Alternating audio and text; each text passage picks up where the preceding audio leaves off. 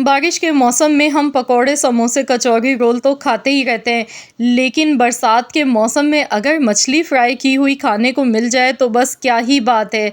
लेकिन जब भी हम घर पर मछली फ्राई करते हैं तो वो खस्ता करारी नहीं होती है जिस तरह हम बाज़ार से ख़रीद के लाते हैं।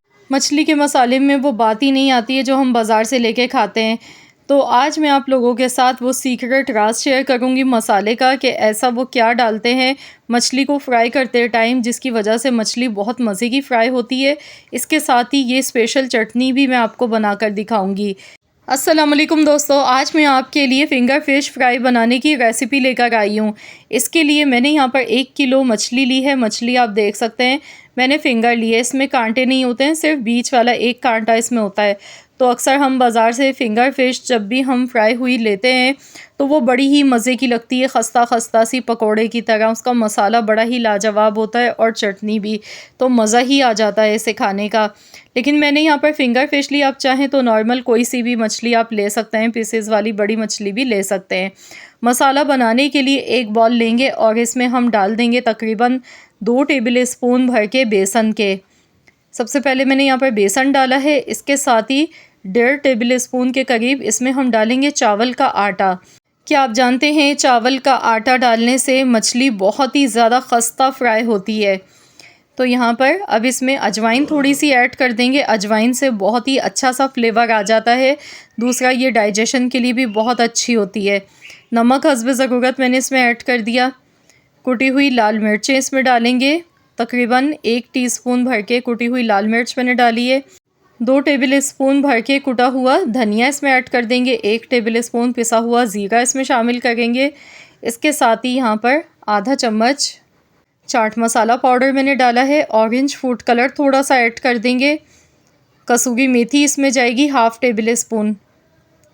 तो ये सारे मसाले डालने के बाद पहले अभी आपने इसमें पानी नहीं डालना है, ड्राई फॉर्म में ही इन्हें अच्छी तरह मिक्स कर लें। इसके बाद थोड़ा थोड़ा सा इसमें पानी ऐड करते जाएं। तो यहाँ पे गाढ़ा सा इसका एक बैटर बना के हमने रेडी कर लेना है। तो ये देखिए बहुत ही बेहतरीन सा ये मसाला हमारा बन के रेडी हो चुका है। नींबू का रस इसमें ऐड कर देंगे। 1 टेबल स्पून यानी कि 1 बड़ा चम्मच भर के नींबू का रस आपने इसमें डालना है। इससे मसाले में चटपटा फ्लेवर आएगा बहुत ही बेहतरीन सा। तो यहाँ पे खूब सारा हमने इसमें नींबू का रस ऐड कर दिया। बस इसे अच्छी तरह से मिला लेंगे और अब हम इसमें मछली के सारे पीसेस डालेंगे। मछली पर ये मसाला सारा हमने अच्छी तरह से लगा लेना है। तो चलिए अब इसमें मछली ऐड करेंगे। मछली मैंने यहाँ पर जो ली है ये डामे मछली है। डामे भी इसे कहते हैं, घिस्सर भी बोलते हैं। तो आप कोई सी भी मछली जो भी आप पसंद करते हो वो आप ले सकते हैं। बस इसे अच्छी तरह से हमने मसालों में कोट कर लेना है। तो यहाँ मसाले अच्छी तरह से हाथ की मदद से लगा लें ताकि मछली पर जितने भी मसाले हैं वो अच्छी तरह से लग जाएं। इसके बाद आपने 10 मिनट के लिए इसे छोड़ देना है। तो यहाँ मसाला अच्छी तरह से मछली पर लग चुका है और मैं 10 मिनट के लिए इसे इसी तरह से काउंटर पर छोड़ दूँगी। इसके बाद हम मछली को फ्राई कर लेंगे। अगर ज़्यादा टाइम है तो आप इसे 1 से 2 घंटे के लिए लेकिन फ्रीज़र में रखिएगा, बाहर नहीं आपने रखना है। तो चलिए जब तक कि हम चटनी बना के तैयार कर लेते हैं। इसके लिए मैंने पुदीना लिया है, इमली ली है। ये देखिए इमली मैंने यहाँ पर ली थी 3 टेबल स्पून। इमली को मैंने पानी में भिगोकर इसका मैंने पल्प निकाल लिया है, गुठलियाँ इसकी अलहदा कर दी हैं। तो यहाँ पर मेरे पास हरा धनिया है, हरी मिर्चें हैं, लहसुन है, लहसुन के 3 जवे लिए हैं, अदरक मैंने लिया है 1 इंच का टुकड़ा। तो चटनी पीसने के लिए मिक्सी के जार में सबसे पहले हमने पुदीना शामिल कर देना है। पुदीने की क्वांटिटी आपने ज़्यादा लेनी है। इसके बाद इमली का पेस्ट ये जो हमने बना के रखा है ये सारा इसमें ऐड कर देंगे और हरी मिर्चें डालेंगे। 4 से 5 अदद हरी मिर्चें आप ले लें। तो ये ज़्यादा तीखी नहीं है इसलिए मैंने थोड़ी ज़्यादा ही डाली हैं। अब मसालों में यहाँ पर ज़ीरा इसमें जाएगा। ज़ीरा हमने 1 चम्मच भर के इसमें शामिल करना है। नमक हस्ब ज़रूरत ऐड कर दीजिएगा। 1/4 चम्मच कुटी हुई लाल मिर्चें। तो चलिए अब हम इसे पीस लेते हैं। तो यहाँ पर देखिए चटनी हमारी बहुत बेहतरीन सी पिस चुकी है। माशाल्लाह देखिए कितनी खुश शक्ल और कितनी मज़ेदार सी ये चटनी बनके तैयार हुई है। अब लास्ट में इसमें थोड़ा सा लेमन जूस डालेंगे इसे मज़ीद और चटपटा फ्लेवर देने के लिए। आप चाहें तो इसमें दही भी थोड़ी सी शामिल कर सकते हैं इसकी क्वांटिटी को बढ़ाने के लिए। तो यहाँ देखिए बहुत ही मज़ेदार सी ये चटनी हमारी बनके रेडी हो चुकी है। तो चलिए अब हम मछली को फ्राई कर लेते हैं। चटनी तो मैंने आपको बनाकर दिखा दी है, ये बहुत ही मज़ेदार लगती है फ्राई मछली के साथ में। तो मछली फ्राई करने के लिए मैंने यहाँ पर ऑयल पहले से गर्म होने के लिए रख दिया था। ऑयल हमारा मीडियम गर्म है। एकदम ठंडे ऑयल में आपने मछली नहीं डालनी है, वरना आपकी मछली जो है वो ऑयल को अपने अंदर बहुत ज़्यादा एब्ज़ॉर्व कर लेगी और कढ़ाई में चिपक जाएगी जाते के साथ ही।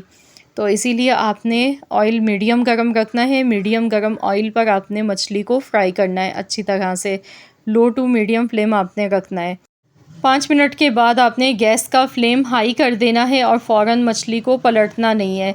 तो यहाँ पर जब आप देखें इसकी साइडें आपको नज़र आने लगें कि कलर चेंज होने लगा है, तब आपने मछली को इस तरह से अलटना पलटना है ताकि दोनों साइडों से मछली बेहतरीन सी फ्राई हो जाए। तो यहाँ आप देख सकते हैं माशाल्लाह अल्हम्दुलिल्लाह मछली का जो कलर है वो कितना खूबसूरत आया है।